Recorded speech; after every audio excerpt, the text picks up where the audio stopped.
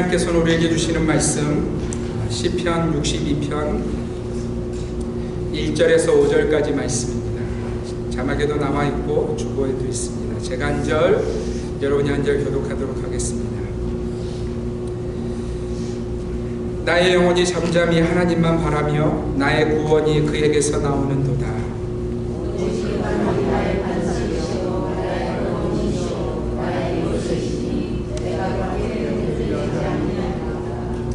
넘어지는 담과 흔들리는 울타리같이 사람을 죽이려고 너희가 일제히 공격하기를 언제까지 하려느냐.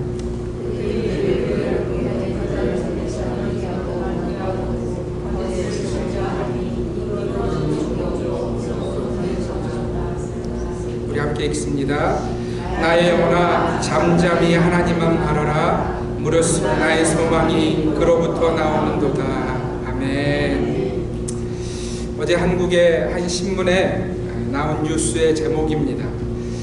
인천대교서 승용차 세우고 바다로 떨어진 20대 여성 사망, 이런 제목의 뉴스였어요. 그리고는 사진을 사용했는데 한번 보실래요? 그 현장의 사진이 이것입니다. 그리고 그 기사의 내용이 이러했어요. 인천대교 위에 승용차를 세우고 다리 아래로 떨어진 20대 여성이 해상에서 구조됐으나 숨졌다. 16일 인천해양경찰서 등에 따르면 15일 오전 9시 4분께 인천시 연수구 송도동 인천대교 인천국제공항 방면 갓길에 운전자가 없는 승용차가 정차 중이라는 신고가 인천대교 상황실에 접수됐다. 해경은 인근 폐쇄로 TV 영상을 토대로 이 차량의 운전자인 20대 여성 A씨가 바다에 떨어진 것으로 보고 구조대를 투입했다. 이어 신고 접수 40여 분 만에 인천대교 인근 해상에 떠있는 A씨를 구조했다. 그녀는 의식과 맥박이 없는 상태로 인근 병원으로 옮겨졌으나 사망했다. 여러분, 이 기사는 단지 이 일의 어떤 외적인 이야기만을 하고 있어요. 그러나 제가 이 기사를 읽으면서 그 20대 여성의 마음을 한번 생각해 보았어요. 그 마음에 이 바보 같은 일을 결정하고는 그 인천대교를 향하는 동안에 그 마음이 얼마나 어려웠을까. 도대체 그 인생에 어떤 일이 있었기에, 도대체 그 인생에 어떤 어려운 일을 만났기에 그녀는 그 바보 같은 그 엄청난 일을 결정했던 것일까. 여러분, 20대 여성이요, 다리 위에 올라선 거예요. 그리고는 자신의 몸을 그 바다로 던진 것입니다. 죽는 걸 알면서 말이죠. 죽기 위해서 말입니다. 도대체 그 일을 결정하는 그 영혼의 상태가 어떠했을까? 사랑하는 성도 여러분, 그러나 저는 이것이 요즘 이 시대 모든 사람들의 마음의 상태가 아닌가, 영혼의 상태가 아닌가 하는 생각을 해봅니다.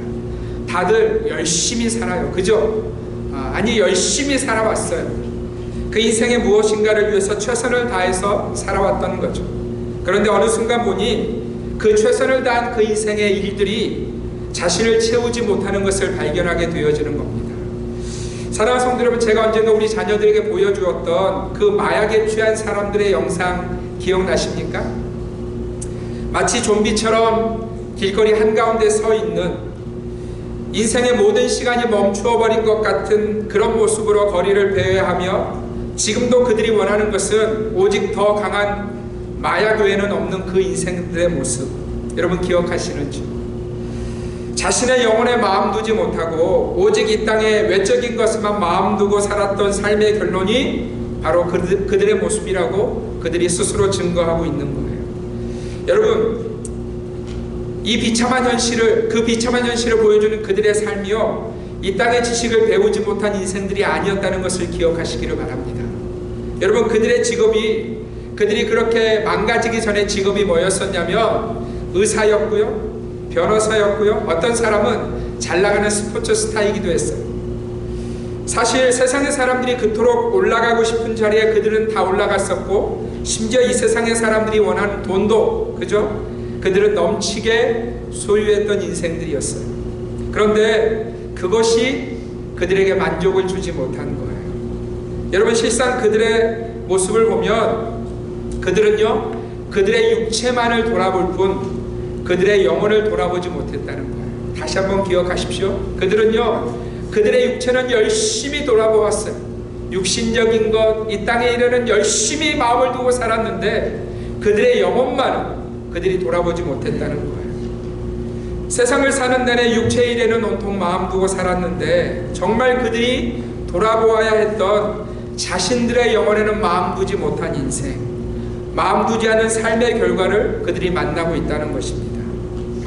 그렇게 열심히 살았는데 어느 날 그 영혼에 해결할 수 없는 헛헛함이 그 인생에게 부어졌다는 거죠. 그래서 그 아침에 차를 몰고 인천대교를 향한 겁니다. 아무리 생각해도 아무리 고민해도 자신의 영혼에 채워지지 않는 그 헛헛함 때문에, 그것을 해결할 수 없다는 그 생각 때문에 그 아침에 그 길을 향한 것이고요. 또 그래서 내린 그 인생의 결론이 무엇이었냐면 자신의 몸을, 자신의 육체를 그 바다에 던져서 인생을 마감하는 것이었어요. 여러분, 이것이 이 시대 사람들의 모습이라는 거죠. 그렇다면 이 시대는 그렇게 살고 있다면 성도인 저와 여러분은 어떻게 살고 계시냐는 거예요. 사랑하는 성도 여러분, 우리는 우리의 영혼에 마음 둔 인생들인가요? 아니면 우리도 오직 이 땅의 사람들을 닮아서 육체에 마음 두고 사는 사람은 아니신지? 여러분에게 다시 한번 이렇게 질문하고 싶어요. 사랑하는 성도 여러분, 여러분의 영혼은 안녕하신지요? 여러분들의 영혼은 육체 말고요, 내 육체의 어떤 건강 말고요, 내 영혼이 안녕하시냐는 거예요. 누가복음 12장에 보면 예수님이 어리석은 한 부자의 비유를 우리에게 전해주십니다. 여러분, 그런데 그 부자의 비유를 주님이 말씀하시게 된 데에는 이유가 있었어요. 어느 날 한 사람이, 예수님의 명성을 들은 한 사람이 예수님 앞에 나오게 되어집니다. 그리고는 자신의 어떤 문제를 주님께 아뢰입니다. 근데 그 문제가 무엇이었냐면 아버지가 돌아가시고 나서 유산을 그 형과 나누는 문제였어요. 자신의 아버지가 돌아가셨는데 자신의 형이 그 아버지의 유산을 자신에게 전혀 주지 않는다는 거였어요. 그러니 주님이 요즘 좀 유명한 선생이시니까 예수님이 우리 집에 오셔서 자신의 형에게 말해서 아버지의 유산을 자기에게도 좀 달라는 그런 요청을 이 사람이 하고 있는 거예요. 여러분, 이 인생이 얼마나 어리석은지 한번 보십시오. 여러분, 이 사람이 지금 누구 앞에 서 있는 거예요? 누구 앞에 서 있는 거예요? 지금 그는 하나님의 아들이신 예수 그리스도 앞에 서 있는 거예요. 죽은 자를 일으키시며 오병이의 기적을 일으키시며 무리를 걷는 그 하나님, 우리의 영혼을 충분히 구원하실 수 있는 그 하나님 앞에 그가 서 있는 겁니다. 그런데 그는 그 주님 앞에서 지금 무엇을 요구하고 있어요? 겨우 유산 나누는 일. 주님, 나 좀 억울해요. 내 형이 다 뺏어갔어요. 주님이 좀 어떻게 해결해 주세요. 이러고 있는 거죠. 그는요, 겨우 자신의 아버지의 유산 나누는 그 일로 전능하신 하나님을 사용하려고 하고 있는 그 어리석은 모습으로 서 있다는 거예요. 여러분, 주님이 이 사람을 향해서 책망하십니다. 이 사람아, 누가 나를 너희의 재판장이나 물건 나누는 자로 세웠는가? 주님이 이렇게 말씀하세요.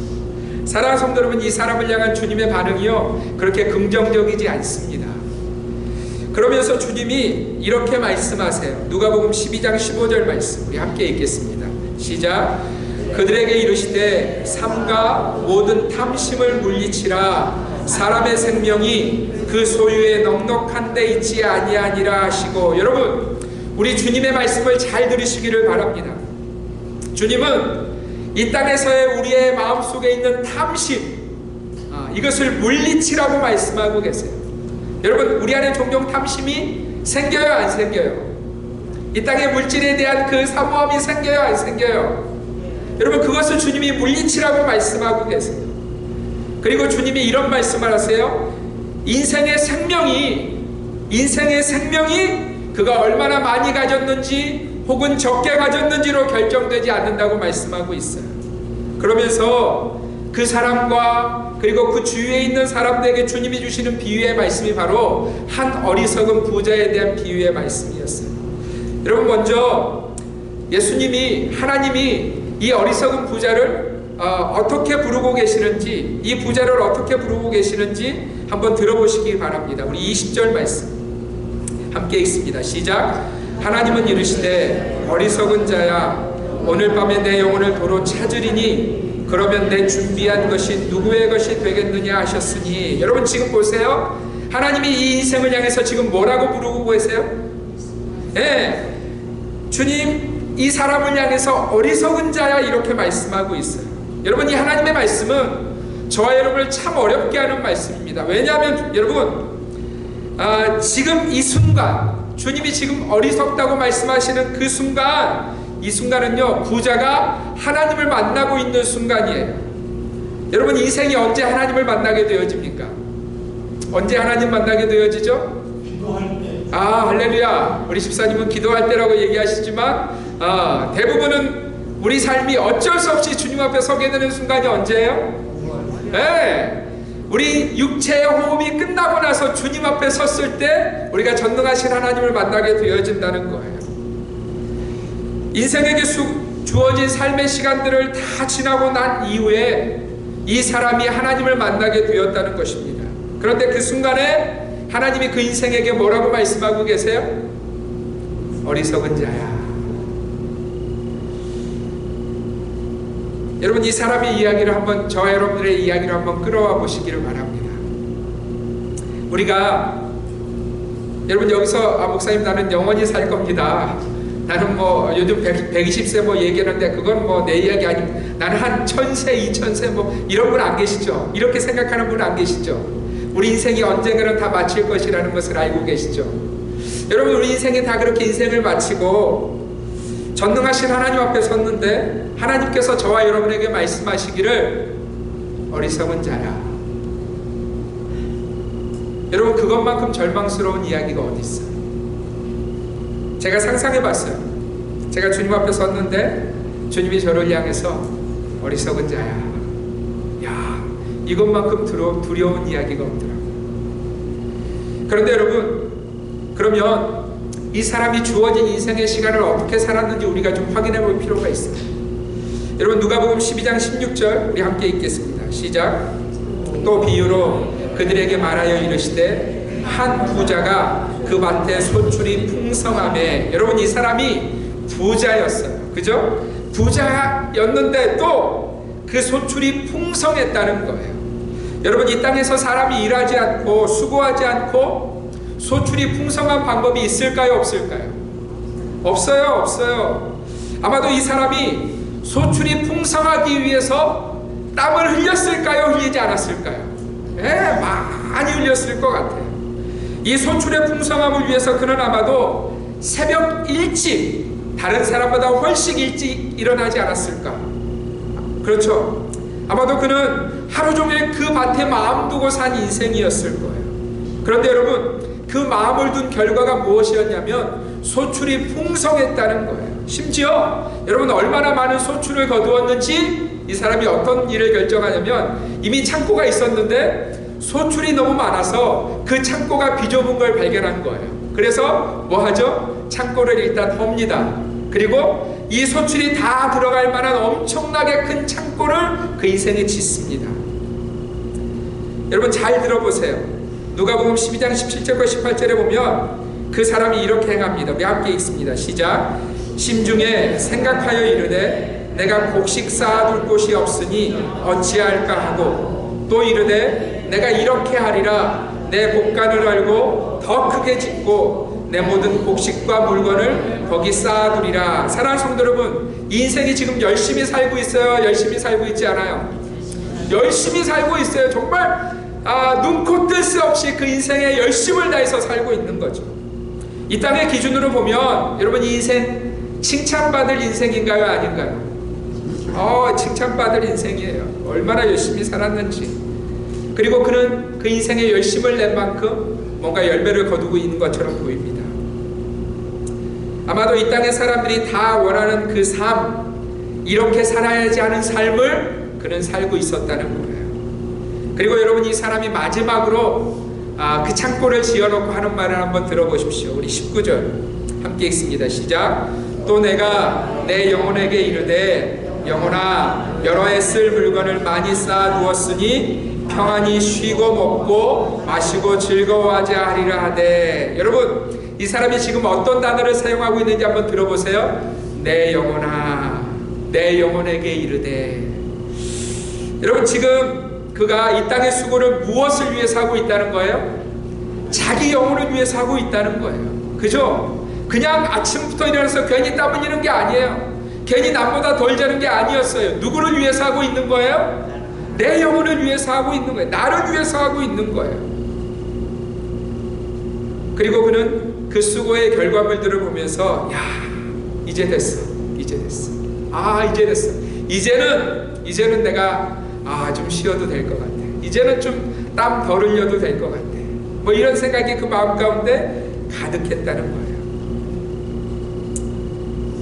사랑하는 성도 여러분, 이 사람이요 분명히 이 땅에서의 자신의 수고와 땀을 통해서 얻은 그 소출이 분명히 자기 영혼을 지킨다고 그는 확신하고 있었다는 거예요. 다시 한번 들으세요. 그가 그렇게 수고해서 얻은 그 이 땅의 많은 소출이 자기의 영혼을 지킬 것이라고 그는 확신하고 있었다는 거예요. 그러나 우리가 아는 대로 여러분, 그 소출이 그 새로 지은 넓은 창고가 그 영혼을 위한 것이 아니었음을 우리는 주님의 음성을 통해서 듣습니다. 왜냐하면 결론이 뭐였어요? 하나님께서 그 인생을 향해서 뭐라고 말씀하셨어요? 어리석은 자야, 어리석은 자. 사랑하는 성도 여러분, 우리는 이 주님의 말씀을 통해서 이 땅에서의 그 어떤 것도 우리의 영혼을 위하지 못함을 깨달아야만 합니다. 혹시 여러분이 요즘 마음에 두고 있는 것이 이 땅의 것이라면, 혹 이 부자가 믿었던 그 소출과 같은 것이라면, 아니 새로 지은 창고와 같은 그 좋은 그 넓은 창고와 같은 것이 우리 마음의 확신과 위로의 어떤 것이 되고 있다면, 사랑하는 성도 여러분, 부탁드립니다. 빨리 내려놓으시기를 바랍니다. 예를 들어 내가 이 세상에서 이룬 어떠한 것들, 내가 가진 어떠한 것들, 여러분 그것이 여러분의 영혼을 위한다고 생각하신다면 빨리 내려놓으시기를 바랍니다. 그 소망 없는 것들을 붙들고, 물론 세상은 그것이 소망이라고 우리에게 말하고 있어요. 사단은 지금도 야, 그거 바라봐야지, 이 땅에 그 소출이 너를 붙들 거야, 그 창고가 너를 안전하게 할 거야 라고 우리를 속이고 있다는 것을 여러분 기억하시기를 바랍니다. 하나님은 우리가 그것을 다 소유했어도, 우리가 그 넓은 창고를 가졌어도 우리를 향해서 뭐라고 말씀하시는 거예요? 어리석은 자야. 하나님의 말씀은요, 그것이 우리의 영혼을 위한 소망이 되지 못하는 것을 말씀하고 있어요. 그렇다면 사랑하는 성도 여러분, 오늘 저와 여러분의 영혼을 위해서 정말 중요한 것이 무엇일까요? 여러분, 이것이 우리 인생 가운데 한번 우리의 마음에 들어왔으면 좋겠어요. 이 땅의 사람들이요, 심지어 성도들까지도 온통 외적인 것에 마음 두고 살아요. 내가 얼마나 많은 소출을 가지고 있는가, 내가 얼마나 큰 창고에 사는가, 여러분 이것에 마음 두고 사는데, 이 땅의 사람들을, 특별히 성도들까지도 돌아보면 자기의 영혼에 대해서 관심이 없어요. 영혼은 메마를 대로 말라버려서 딱딱해질 대로 딱딱해져버려서 소망이 없는 그 모습을 가지고도 사람들은 소출을 보면서, 창고를 보면서 I'm okay, 난 괜찮아, 이렇게 말하는 세대라는 거예요. 사랑하는 성도 여러분, 참으로 저와 여러분들의 영혼을 위한 것이 무엇일까요? 그래서 우리가 이 땅에서의 삶을 다 마치고 전능하신 하나님 앞에 섰을 때 어리석은 자야 하는 음성이 아니라, 어떻게 하면, 우리가 어떻게 우리 영혼을 돌보면 이런 하나님의 음성을 들을 수 있을까요? 우리 마태복음 25장 23절 함께 읽습니다. 시작. 그 주인이 이르되 잘하였도다, 착하고 충성된 종아, 내가 작은 일에 충성하였음에 내가 많은 것을 내게 맡기리니 내 주인의 즐거움에 참여할지어다 하고. 할렐루야. 여러분, 주님이 너무 그 종을 기뻐하시는 거잖아요. 그죠? 그 종의 수고에 대해서, 야, 너 참 잘했다, 너 참 잘 살았다, 내가 너에게 준 인생의 시간 동안 너 딱 내 마음에 들게 살았다. 여러분, 주님이 지금 그렇게 말씀하시는 거잖아요. 여러분 비교가 되고 계세요? 어떤 인생에 대해서는 어리석은 자야 이렇게 말씀하시는데 어떤 인생에 대해서는 너 참 잘 살았다 이렇게 말씀하시는 거잖아요. 여러분 이런 음성을 들을 수 있으려면 오늘 우리가 읽었던 시편의 본문의 주인공인 다윗의 이야기를 들어볼 필요가 있습니다. 다윗은요 자기의 영혼을 위해서 뭐 해야 되는지를 알았던 삶이었어요. 여러분 다윗이 자기의 영혼을 위해서 이런 결단을 내립니다. 오늘 본문 1절을 다시 한번 읽겠습니다. 시작. 나의 영혼이 잠잠히 하나님만 바라며 나의 구원이 그에게서 나오는도다. 아멘. 사랑하는 성도 여러분, 다윗은요 자신의 영혼을 위해서 참으로 자신의 영혼을 위한 결단이 무엇이 필요한지를 알았던 삶이었어요. 그는 이렇게 고백합니다. 나의 영혼아 잠잠히 하나님만 바라봐. 여러분 다윗이요 나의 영혼아 하나님을 이렇게 말하고 있지 않아요. 다윗이요 하나님만 자기 영혼에게 이렇게 부탁하고 있어요. 왜냐하면 자신의 구원이 오직 하나님께로부터만 오는 것을 다윗은 알았기 때문에 그래요. 여러분 다윗의 이 하나님만 이라는 단어가 여기서 멈추지 않습니다. 2절에서 우리에게 이렇게 가르쳐 줍니다. 우리 2절 말씀 함께 읽습니다. 시작. 오직 그만이 나의 반석이시요 나의 구원이시요 나의 요새이시니 내가 크게 흔들리지 아니하리로다. 여러분 다윗은요 하나님만이, 잘 들으세요, 하나님도가 아니라 하나님만이 자신의 삶의 반석이라고 구원이라고 요새라고 내가 그분만을 믿기로 결정한다고 그분 때문에 내 삶이 절대로 흔들리지 않을 것이라고 고백하고 있다는 거죠. 사랑하는 성도 여러분, 우리가 지난주에 하나님이 한때 세우셨던 그러나 버리셨던 첫 왕이었던 사울의 이야기를 들었습니다. 기억하시죠? 여러분 사울도 자기 영혼을 위했다는 것을 알고 계세요? 우리 말씀을 한번 볼 텐데 사무엘상 15장 12절 말씀 함께 읽습니다. 시작.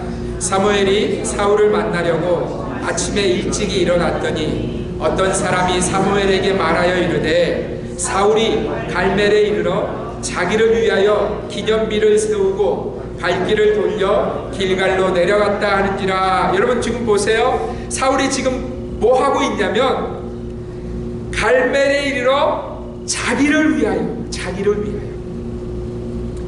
지금 사울은요 하나님이 그 인생 가운데 왕이라는 하나님의 사명을 맡기셨음에도 불구하고 누구를 위해서 살고 있는 거예요? 자기를 위하여. 그 나름대로 이게 나를 위한 거야, 이게 내 영혼을 위한 거야 라는 그 삶의 걸음을 걸어가고 있다는 거예요. 그러나 그 자기를 위하는, 하나님을 버리고 자기를 위한 그 사울의 결정은 결국 사울을 망하게 하는 결정이었습니다. 그리고 그 다음으로 왕으로 세우신 이가 바로 오늘 이 본문의 다윗입니다.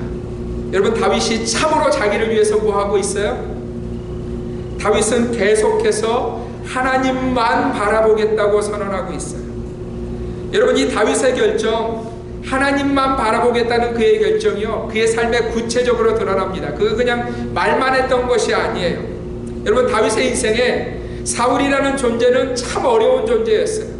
사울이 다윗을 끊임없이 죽이려고 노력했고요. 또 그 사울을 피해서 도망해야 되는 삶의 여정이 다윗 가운데 계속해서 있었다는 거예요. 그런데 여러분 다윗의 인생에 두 번이나 그 사울을 죽일 수 있는 삶의 터닝 포인트 같은 순간이 분명히 있었어요. 그죠? 여러분 근데 그 순간에요 잘 들으세요. 다윗이 사울을 바라보지 않습니다. 자신의 눈앞에서 지금 당장 죽일 수 있는 사울이 있어요. 심지어 그 사울이 지금 뭐하고 있어요? 죄송합니다. 변을 누고 있어요. 깊은 불 속에 들어와서 혼자 변을 누고 있는 그런 상황이에요. 그 상황 속에서도 다윗은 사울을 주목하지 않았다는 거예요. 다윗은 그 결정적인 삶의 순간에 누구를 주목하고 있냐면 하나님만 주목하고 있다. 우리 사무엘상 24장 5절과 6절 함께 읽습니다. 시작. 그리한 후에 사울의 옷자락 뱀으로 말미암아 다윗의 마음이 찔려 자기 사람들에게 이르되 내가 손을 들어 여호와의 기름 부음을 받은 내 주를 치는 것은 여호와께서 금하시는 것이니 그는 여호와의 기름 부음을 받은 자가 됨이니라 하고. 여러분 잘 들으세요. 이건 다윗의 사람들이 이야기한 것처럼 다 차려진 밥상이었어요. 그죠? 다 차려진 밥상이었어요. 자신을 향해서 3번이나 단창을 던진, 그리고 지금도 수많은 이스라엘의 군대를 몰고 와서 까닭없이 자신을 죽이려고 하는 사울을, 그리고 그 사울로부터 자신을 보호하기 위해서, 어쩌면 자신의 영혼을 보호하기 위해서 딱 한 번만 눈 감고 사울을 죽이면 모든 위협과 어려움이 사라질 수 있는 그런 그야말로 모든 것이 예비되고 준비된 상황이었다는 거예요. 그리고 사울 죽인 이후에 다윗이 이렇게 이야기하면 되잖아요. 야, 하나님이 예비하셨어. 여러분 이렇게 이야기하면 다윗 주위의 사람들이 한 사람이라도 아닌데요 그럴까요? 정말 그런 것 같아요. 하나님이 당신을 위해서 딱 맞는 때를 준비하신, 뭐 이렇게 대답하지 않겠습니까? 그런데 여러분 잘 들으세요. 다윗이 그 순간에요, 자기의 영혼을 위해서 사울을 바라보고 있지 않아요. 다윗이 그 순간에요, 자기의 영혼을 위해서 자기도 바라보고 있지 않아요. 다윗이 그 순간에요, 참으로 자기의 영혼을 위해서 누구를 바라보고 있냐면 오직 하나님만 바라보고 있어요. 여러분 여기에 놀라운 진리가 있어요. 제가 여러분들에게 다시 한번 말씀드릴게요. 우리가 종종 우리의 영혼을 위한다고 다른 사람 안 보는 일은 결정해요.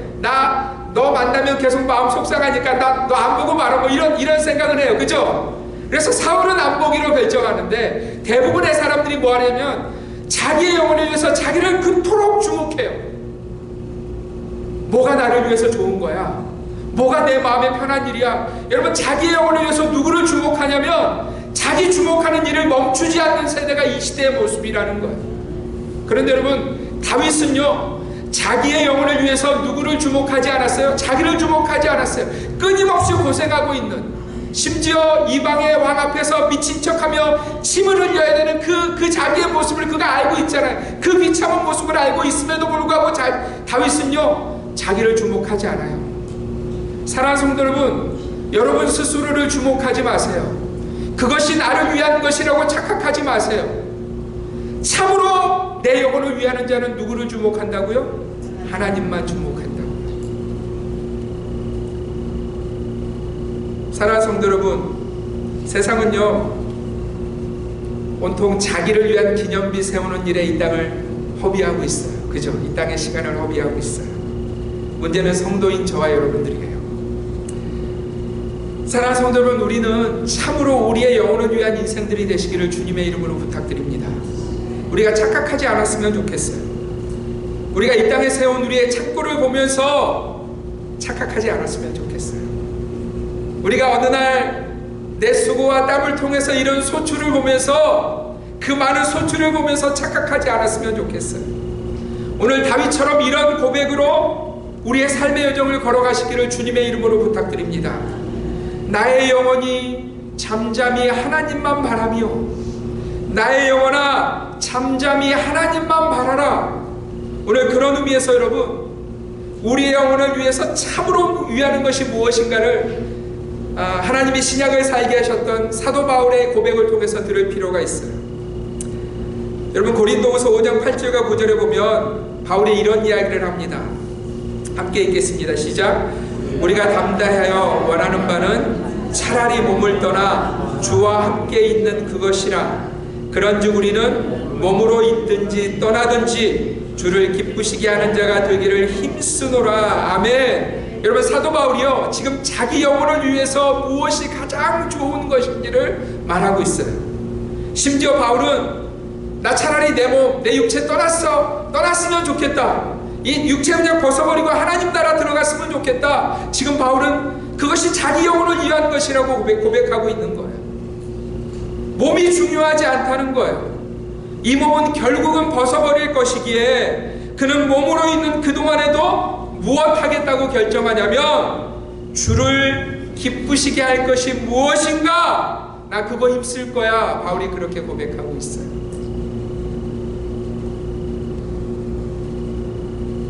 사랑하는 성도 여러분, 바울이 왜 이렇게 치열하게 자기 영혼을 위해서 살고 있는지 아세요? 고린도후서 5장 10절에 보면 그 이유가 이렇게 적혀져 있습니다. 함께 읽습니다. 시작. 이는 우리가 다 반드시 그리스도의 심판대 앞에 나타나게 되어 각각 선악간에 그 몸으로 행한 것을 따라 받으려 함이라. 아멘. 사랑하는 성도 여러분, 바울이 그토록 몸이 아니라 자기의 영혼을 위해서 주를 기쁘시게 하게 하는 삶을 산 이유가 여기에 담겨져 있습니다. 우리가 다 반드시 그리스도의 심판대 앞에 나타나게 되리니. 할렐루야. 우리가 영어 찬양 그런 찬양했어요. 그 어느 날 하나님이 트럼펫을 통해서 이렇게 우리를 부르실 때 우리가 다 그분 앞에 설 것이라는 찬양을 드렸어요. 사랑하는 성도 여러분, 우리의 삶의 시간들이 속히도 지나가는데 그 시간들이 마치고 나면 저와 여러분들이 그리스도의 심판대 앞에 서게 될 것이라고 주님 말씀하고 계세요. 그래서 바울은요, 그토록 오직 주를 위해서, 주를 기쁘시게 하기 위해서 삶을 살았다고 고백하는 거죠. 오늘 이 비밀을 깨닫는 저와 여러분들이 되시기를 바랍니다. 참으로 나의 영혼을 위해서. 여러분, 우리가 육체를 위해서는 참 좋은 거, 사람들이 말만 하면 바로 오더해서 그 다음 날이라도 우리가 먹잖아요. 그죠? 뭐가 좋아? 목사님 이게 좋대요. 뭐 이렇게 우리가 그러면 그 다음 날이라도 그거 어떻게든지, 그죠? 뭐 저 한국 땅에 있어도 아니면 저 어디 있어도 어떻게든지 우리 육체를 위해서는 우리가 그거 오더해요, 안 해요? 해요, 안 해요? 대답하세요. 해요. 네, 열심히 해요. 뭐 그렇게 좋은 게 많은지 모르겠어요. 먹어야 될 게 너무너무 많아요. 육체를 위해서. 여러분, 내 영혼을 위해서 우리가 무엇을 준비하고 있는지 한번 돌아보세요. 여러분, 그 내 영혼을 위해서 가장 좋은 게 뭔지 아세요? 하나님의 말씀이에요. 지난 한 주간 여러분의 삶을 한번 돌아보세요. 내가 정말 내 영혼을 위해서 그 하나님의 말씀을 끊임없이 사모했는가? 마치 젖 먹는 어린아이가 어머니의 젖을 찾는 것처럼 그렇게 내가 말씀을 사모하면서 내 인생을 살고 있는가? 여러분, 만약에 그렇다면 우리는 우리 영혼을 위할 줄 아는 사람이에요. 사랑하는 성도 여러분, 지난 한 주간 여러분 얼마나 기도하셨어요? 정말 깊은 기도의 시간 앞으로 얼마나 하나님 앞에 나아가셨어요? 여러분, 성경은 그 기도가 그 하나님과의 연결이 내 영혼을 위한 참으로 필요한 것이라고 말씀하고 계세요. 그런데 우리는 목사님 조금 더 있다가 좀 시간 되면 언젠가는. 사랑하는 성도 여러분, 예수님이 이 땅에 오셨을 때 유대인들의 착각이 이것이었어요. 잘 들으세요. 유대인들이 얼마나 착각하고 있었냐면 우리는 아브라함의 자손이라. 주님 앞에 너무 여러분, 이 아브라함의 자손이라는 의미가 뭐냐면 하나님 우리를 반드시 구원하신다, 하나님 나는 버리지 않는다, 그 확신이 그들에게 있었다는 이야기 아니겠어요? 그죠? 근데 주님이 그들에게 뭐라고 말씀하시냐면, 너 정말 그렇게 생각하니? 하나님이 이 돌들로도 아브라함 자손 되게 하실 거야. 여러분, 이 말은 무슨 뜻이냐면 너희의 그 모습과 그 삶이 그대로라면 하나님이 너희는 버리시고 이 돌들로도 아브라함의 자손을 만드셔서 영광을 받으실 것이라는 말씀이었어요. 여러분, 그들이요, 외적인 것은 최선을 다해서 살았어요. 그런데 자신의 영혼을 위해서 무엇이 필요한지는 덮어두고 사는 거죠. 저는 우리 주님의 교회의 모든 성도들이 참으로 자기 영혼을 위할 줄 아는 주님의 백성들 되시기를 바랍니다. 목사님 나 열심히 살고 있어요. 여러분 알아요. 제가 여러분들이 얼마나 열심히 사는지, 바쁘게 사는지 압니다. 그러나 그건 말고요. 참으로 내 영혼을 위해서 내가 하나님 앞에 어떤 모습으로 서 있는지. 이런 말씀드렸잖아요. 우리가 하나님 앞에 섰을 때 어떤 인생에 대해서는 어리석은 자야, 어떤 인생에 대해서는 너 참 내 마음에 맞는 삶을 산다. 오늘 우리 주님의 교회 성도들은 다윗처럼 바울처럼 자신의 영혼을 돌아볼 줄 아시는 주의 백성들이 되시기를 주님의 이름으로 축원드립니다.